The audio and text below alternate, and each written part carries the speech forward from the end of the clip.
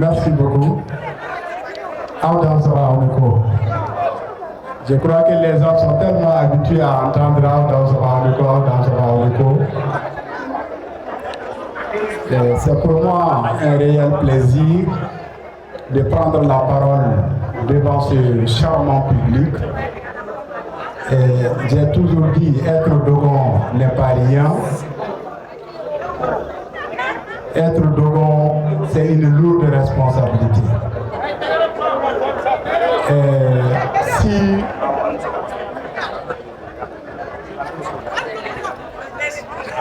Si vous voyez que beaucoup de communautés n'ont pas résisté et que nous résistons, c'est parce que nous sommes différents des autres. Mais avant d'approfondir ce que j'ai à dire, je vais donner un bonsoir à Fraternité Dogon, dont je vois certains représentants ici. Bonsoir également à notre petite fille, la Bozo. Faites extrêmement attention, elle va vous noircir. Mais également Sombro, accompagné de Mme Sissé. Recevez les bonsoirs de Dana Ambassadeur. Je disais que être Dogon est une lourde responsabilité. Beaucoup de peuples et beaucoup de communautés dans ces pays ont accepté le verdict ou le dictat des terroristes. Mais nous, à notre niveau, on a dit niet, on n'acceptera jamais d'être, s'il vous plaît. Quand même, soyez un peu plus respectueux. Voilà, c'est des trucs, souvent ça me gêne. Voilà. Donc, être Dogon, c'est une lourde responsabilité. Voilà. Donc, être Dogon, c'est une lourde responsabilité. Et nous ne sommes pas la seule communauté du pays, mais nous sommes l'une des rares communautés à avoir résisté pendant plus de 6 ans, 7 ans face aux terroristes. Même les Américains, en réalité, qui ont d'énormes moyens, ont fini par plier leurs bagages partout où ils sont engagés dans la guerre contre le terrorisme. C'est juste pour dire que ne vous sous-estimez jamais. Et je le dis et je le répète, le pays Dogon n'est pas simplement une terre où les hommes habitent. Ça fait partie du patrimoine mondial de l'UNESCO et donc nous avons un devoir particulier de défendre ce territoire. Mais pas seulement. Le savoir-faire du Dogon. Et Yakuba a l'illustration, Djougal a l'illustration, et Nukodo et tant d'autres. Et quand on voit, par exemple, j'avais parlé de la fameuse équipe de Fraternité Dogon. Vous voyez que vous êtes une étoile sur TikTok. C'est juste pour dire que partout où le Dogon est, il n'est jamais deuxième. Donc nous vous en remercions.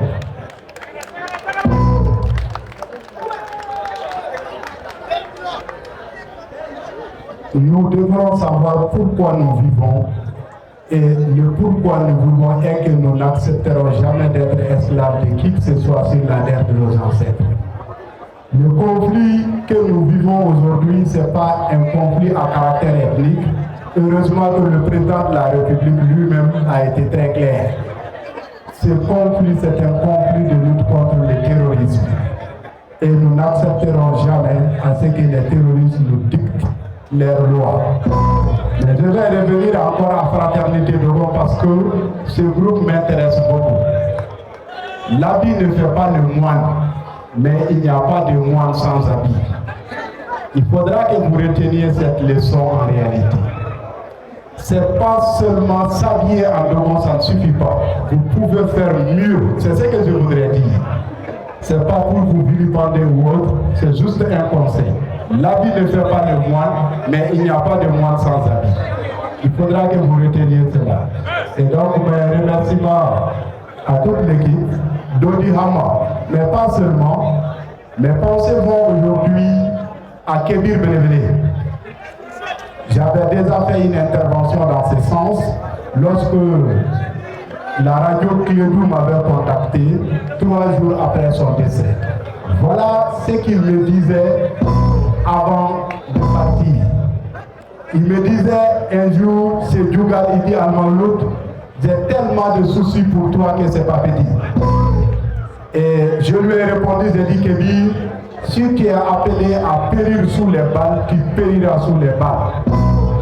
J'ai dit, l'homme, chacun a un destin qui est bien tracé. Et donc, mets ça dans ta tête, si tu es appelé à mourir sous les balles, tu mourras sous les balles. Et voilà ce qui s'est produit. C'est une lourde perte, en réalité, pour la culture Dogon. Mais également, quand je pense également à d'autres artistes talentueux qui deviennent orphelins comme Edjiwan, en réalité, ça me fait frémir. Mais la vie est ainsi faite. Mieux que lui sont partis, moins que lui sont partis.